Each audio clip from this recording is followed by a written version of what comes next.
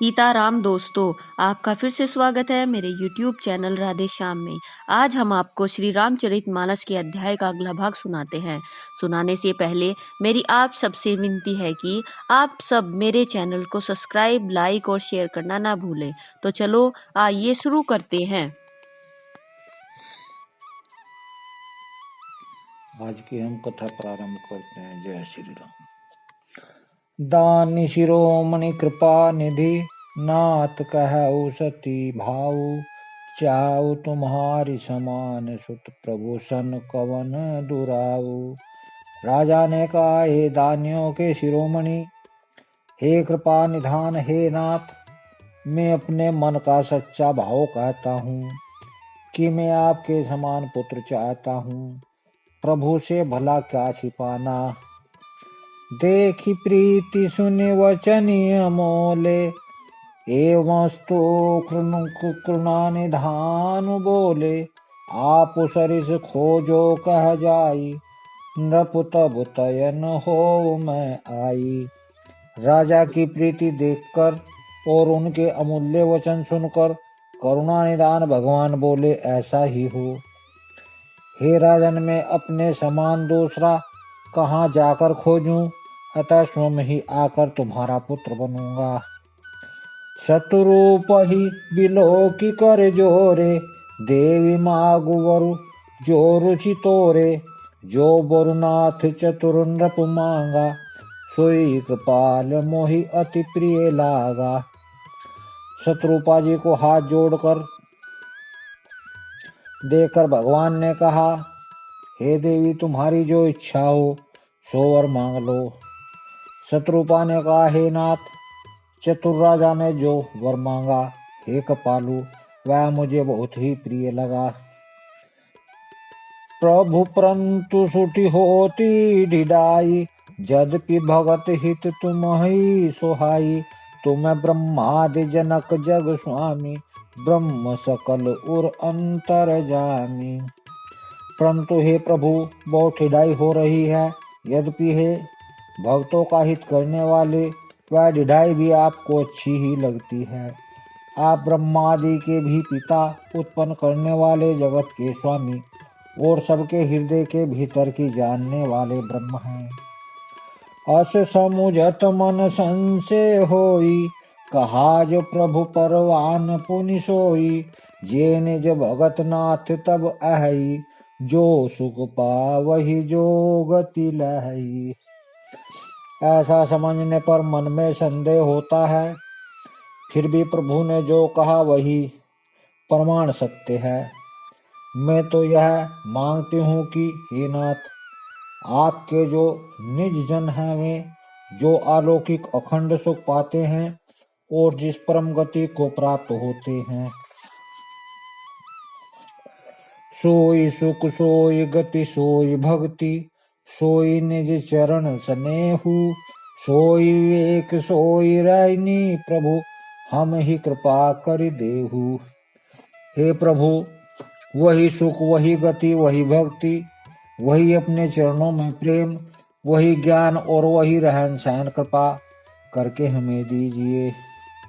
सुनि मृदु गूढ़ रुचिर बर रचना, कृपा सिंधु बोले मृदु वचना। जो कछु रुचि तुम्हारे मन माही, मैं सो दीन सब संशय नाही। रानी की कोमल गूढ़ और मनोरथ श्रेष्ठ वाक्य रचना सुनकर कृपा के समुद्र भगवान कोमल वचन बोले, तुम्हारे मन में जो कुछ इच्छा है वह सब मैंने तुमको दिया, इसमें कोई संदेह न समझना। मातु विवेक अलौकिक तोरे, कबहु न मिटहि अनुग्रह मोरे। बंदी चरण मनु कहु बहोरी, अवर एक विनती प्रभु मोरी। हे माता, मेरी कृपा से तुम्हारा अलौकिक ज्ञान कभी नष्ट न होगा। तब मनु ने भगवान के चरणों की वंदना करके फिर कहा, हे प्रभु, मेरी एक विनती और है। सुत विषय तब पदरति होऊ, मोहि बड़ मूड कहे किन को। मनि बिनु फनि जिमि जल बिनु मीना, मम जीवन तिमि तुम ही अधीना। आपके चरणों में मेरी वैसी ही प्रीति हो जैसी पुत्र के लिए पिता की होती है, चाहे मुझे कोई भी बड़ा भारी मूर्ख ही क्यों ना कहे। जैसे मणि के बिना सांप और जल के बिना मछली नहीं रह सकती, वैसे ही मेरा जीवन आपके अधीन रहे, आपके बिना ना रह सके। असबर मांग चरण गही रहू, एवमस्तु करुणा निधि कहू। अब तुम मम अनुशासन मानी, बहऊ बसहु जाय सुरपति राजधानी। ऐसा वर मांग कर राजा भगवान के चरण पकड़े रह गए। तब दया के निधान भगवान ने कहा, ऐसा ही हो, अब तुम मेरी आज्ञा मानकर देवराज इंद्र की राजधानी अमरावती में जाकर वास करो। तह करि भोग विलासितात, गए कछु काल पुनि। होई हऊ अवध भुआल, तब मैं होब तुम्हार सुत। हे तात, महास्वर के बहुत से भोग भोग कर कुछ काल बीत जाने पर तुम अवध के राजा होंगे, मैं तुम्हारा पुत्र होऊंगा। इच्छा महानरवेश संवारे, होई हऊ प्रगट निकेत तुम्हारे।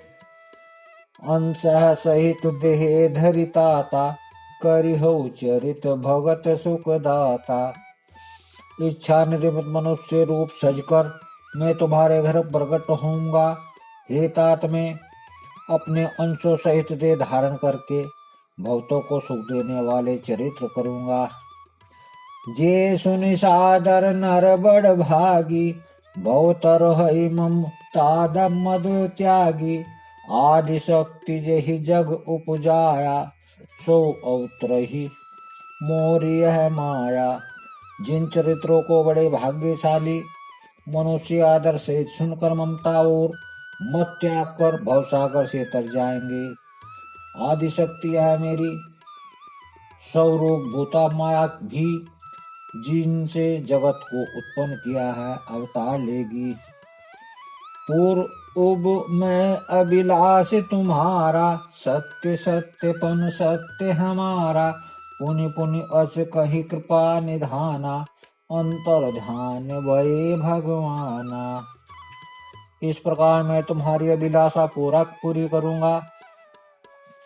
मेरा प्रण सत्य है, सत्य है, सत्य है। कृपा निधान भगवान बार बार ऐसा कहकर अंतर्ध्यान हो गई। दंपति उर धरि भगत कृपाला, तेई आश्रम निवस कछु काला। समय पाई तनु तजी अनायासा, जाय किन्ह अमरावती वासा। वे स्त्री पुरुष राजा रानी भक्तों पर कृपा करने वाले भगवान को हृदय में धारण करके कुछ काल तक उस आश्रम में रहे। फिर उन्होंने समय पाकर सहज ही बिना किसी कष्ट के शरीर छोड़कर अमरावती इंद्र की पुरी में जाकर वास किया। यह इतिहास पुनित अति मही कही वृक्ष केतु। भारद्वाज सुनु अपर पुनि, राम जन्म कर हेतु। याज्ञवल्क्य जी कहते हैं, हे भारद्वाज, इस अत्यंत पवित्र इतिहास को शिव पार्वती जी से कहा था। अब श्री राम के अवतार लेने का दूसरा कारण सुनो। सुनु मुनि कथा पुनीत पुरानी, जो गिरजा प्रति शंभु बखानी। विश्व विदित एक कई देशु, सत्य केतु तह बसई नरेशु। हे मुनि, वह पवित्र और प्राचीन कथा सुनो जो शिव जी ने पार्वती से कही थी। संसार में प्रसिद्ध एक केकई देश है, वहाँ सत्य केतु नाम का राजा रहता है, राज्य करता था। धर्म धुरंधर नीति निधाना, तेज प्रतापशील बलवाना। तेई के भये जुगल सुत वीरा, सब गुण धाम महारण धीरा। वह धर्म की धुरी को धारण करने वाला, नीति की खान तेजस्वी प्रतापी सुशील और बलवान था। उसके 2 वीर पुत्र थे जो सब गुणों के भंडार और बड़े ही रणधीर थे। राजधनी जो जेठ सुत आही, नाम प्रताप भानु असताही। अपर सुत ही अरिमर्दंग नामा, भुज बल अतुल अचल संग्रामा। राज्य का उत्तराधिकारी जो बड़ा लड़का था, उसका नाम प्रताप भानु था। दूसरे पुत्र का नाम अरिमर्दंग था, जिसकी भुजाओं में अपार बल था और जो युद्ध में पर्वत के समान अटल रहता था। भाई परम समीति, सकल दोष छल वर्जित प्रीति। जेठ सुत ही राज नृप दीना, हरिहित आप गवन बन कीना। भाई भाई में बड़ा मेल और सब प्रकार के दोषों और छलों से रहित सच्ची प्रीति थी। राजा ने जेठे पुत्र को राज्य दे दिया और आप भगवान के भजन के लिए वन को चल दिए। जब प्रताप रवि भय नृप फिरी दोहाई देश, प्रजापाल अतिवेद विधि कतहु नहीं अधलेश। जब प्रताप भानु राजा हुआ, देश में उसकी दुहाई फिर गई। वह वेद में बताई हुई विधि के अनुसार उत्तम रीति से प्रजा का पालन करने लगा। उसके राज्य में पाप का कहीं लेश भी नहीं रह गया। नृपहित कारक सचिव सयाना, नाम धर्म रुचि शुक्र समाना। सचिव श्यान बंधो बलबीरा, आप प्रताप पुंज रणधीरा। राजा का हित करने वाला और शुक्राचार्य के समान बुद्धिमान धर्मरुचि नामक उसका मंत्री था। इस प्रकार बुद्धिमान मंत्री और बलवान तथा वीर भाई के साथ ही सोम राजा भी बड़ा प्रतापी और रणधीर था।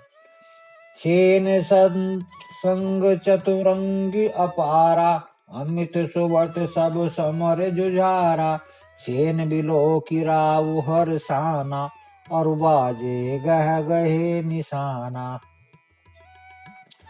साथ में अपार चतुरंगी सेना थी, जिसमें संख्य योद्धा थे, जो सब के सब रण में जूझ मरने वाले थे। अपनी सेना को देखकर राजा बहुत प्रसन्न हुआ और घमासान नगाड़े बजाने लगी।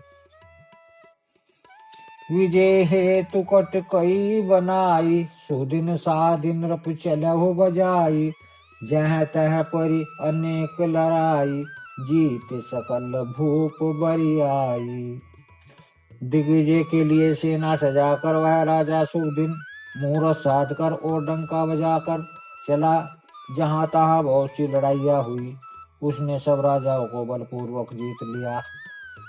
सप्तदीप भुज बल बस कीने, ले दंड छाड़ी नृप दीने। सकल अवनि मंडल तेहि काला, एक प्रताप भानु महिपाला। अपनी भुजाओं के बल से उसने सातों द्वीपों भूमि खंडों को वश में कर लिया और राजा से दंड कर लेकर उन्हें छोड़ दिया। संपूर्ण पृथ्वी मंडल का उस समय प्रताप भानु ही एकमात्र चक्रवर्ती राजा था। सब बस विश्व करे बाहुबल, निजपुर कीन प्रवेशु। रथ धर्म का दाम सुख से वै समय मरेशु। संसार भर को अपनी भुजाओं के बल से वश में करके राजा ने अपने नगर में प्रवेश किया। राजा अर्थ धर्म और काम आदि के सुखों का समय अनुसार सेवन करता था। भूप प्रताप भानु बल पाई, काम धेनु में भूमि सुहाई। सब दुख वर्जित प्रजा सुखारी, धर्मशील सुंदर नर नारी। राजा प्रताप भानु का बल पाकर भूमि सुंदर काम धेनु मनचाही वस्तु देने वाली हो गई। उसके राज्य में प्रजा सब प्रकार के दुखों से रहित और सुखी थी और सभी स्त्री पुरुष सुंदर धर्मात्मा थे। सचिव धर्म रुचि हरिपद प्रीति, नृपहित हेतु शिव नित नीति, गुरु सुर संत पितर महि देवा, करई सदा नृप सबके सेवा। धर्मरुचि मंत्री का श्री हरि के चरणों में प्रेम था। वह राजा के हित के लिए सदा उनको नीति सिखाया करता था। राजा गुरु देवता संत पितर ब्राह्मण इन सबकी सदा सेवा करता रहता था। भूप धर्म जय वेद बखाने, सकल करई सादर सुकुमाने, दिन प्रति देवी विद विधि दाना, सुनई शास्त्र वर वेद पुराना। वेदों में राजा के जो धर्म बताए गए हैं, राजा सदा आदर पूर्वक और सुख मानकर उन सब का पालन करता था। प्रतिदिन अनेक प्रकार के दान देता और उत्तम शास्त्र वेद और पुराण सुनता था। नाना वापि कूप तड़ंगा, सुमन वाटिका सुंदर बागा, विप्र भवन सुर भवन सुहाए, सब तीरथ न विचित्र बनाए। उसने बहुत सी बावलियां, कुएं, तालाब, फुलवारियां, सुंदर बगीचे, ब्राह्मणों के लिए घर और देवताओं के सुंदर विचित्र मंदिर तथा तीर्थों में बनवाए। जह लगी कहे पुराण श्रुति, एक एक सब जाग, 12 सहस्र सहस्र नृप किए सहित अनुराग। वेद और पुराणों में जितने प्रकार के यज्ञ कहे गए हैं, राजा ने एक एक करके उन सब यज्ञों को प्रेम सहित 1000 बार किया। हृदय न कछु फल अनुसंधाना, भूप विवेकी परम सुजाना, करई धर्म कर्म मन बानी, वासुदेव अर्पित नृप ज्ञानी। राजा के हृदय में किसी फल की तो हो कामना न थी। राजा बड़ा ही बुद्धिमान और ज्ञानी था। वह ज्ञानी राजा क्रम और मनवानी से जो कुछ भी धर्म करता था, सब भगवान वासुदेव की अर्पित करके करता था। चढ़ी बरज बाजी बार एक राजा, मृग्या कर सब साज समाजा, विंध्याचल गंभीर बन गयहु, मृग पुनीत बहु मारत है। एक बार वह राजा एक अच्छे घोड़े पर सवार होकर शिकार का सब सामान सजाकर विंध्याचल के घने जंगलों में गया और वहां उसने बहुत से उत्तम उत्तम हिरण मारे। हिरत विपिन नृप दिख बरहु, जनु बन दरहु सही गृषिराहु, बड़ विधु नहीं समात मुख माही, मनहु क्रोध बस उगिलत नाही। राजा ने वन में फिरते हुए एक सुअर को देखा। दांतों के कारण वह ऐसा दिख पड़ता था मानो चंद्रमा को ग्रास कर मुंह में पकड़कर राहु वन में आ छिपा है। चंद्रमा बड़ा होने से उसके मुंह में समाता नहीं है और मानो क्रोधवश वह भी उसे उगलता नहीं है। कोल कराल दसन छवि गाई, तनु विशाल पीवर अधिकाई, घुर घुरात है और पाए, चकित बिलोकत कान उठाए। यह तो सुअर के भयानक दांतों की शोभा कही गई। इधर उसका शरीर भी बहुत विशाल और मोटा था। घोड़े की आट पाकर वह घुरघुराता हुआ कान उठाए चौकन्ना होकर देख रहा था। नील महीधर शिखर सम देखी विशाल बराहु, चपुरी चलऊ है सुकुटू की नृप की न होई निबाहु। नील पर्वत के शिखर के समान विशाल शरीर वाले उस सुअर को देखकर राजा घोड़े को चाबुक लगाकर तेजी से चला और उसने सुअर को ललकारा कि अब तेरा बचना मुश्किल है। आवत देखी अधिक रव बाजी, चलहु बरा मरुत गति भाजी, तुरत के नृप सर संधाना, महि मिल गयहु बिलोकत बाना। अधिक शब्द करते हुए घोड़े को अपनी तरफ आता देख सुअर पवन वेग से भाग चला। राजा ने तुरंत ही बाण को धनुष पर चढ़ाया सुअर बाण को देखते ही धरती में दुबक गया। तकी तकी तीर महिष चलावा, करी छल सुअर शरीर बचावा। प्रगट दुरत जाय मृग भागा, ऋष बस भूप चलहु सग लागा। राजा तक तक कर तीर चलाता, परंतु सुअर छल के कारण शरीर को बचाता जाता है। वह पशु कभी प्रकट होता है और कभी छिपता हुआ भाग जाता है, और राजा भी क्रोध के वश उसके साथ पीछे पीछे चला जाता था। गयहु दूर घन गहन बराहु, जह नाहिन गज बाज निभाऊ। अति अकेल बिन विपुल कलेसु, तदपिन मृग भगत जहि नरेशु। सुअर बहुत दूर ऐसे घने जंगलों में चला गया जहाँ हाथी घोड़े का निभागम नहीं था। राजा बिल्कुल अकेला था और वन में कलेश भी बहुत था। फिर भी राजा ने उस पशु का पीछा नहीं छोड़ा। आज की कथा में ही समाप्त करते हैं। जय श्री राम। अगर आपको मेरी वीडियो अच्छी लगी तो बेल आइकन दबाना ना भूलें, ताकि आपको मेरे आने वाली वीडियोस का नोटिफिकेशन मिलता रहे। धन्यवाद। जय श्री राम।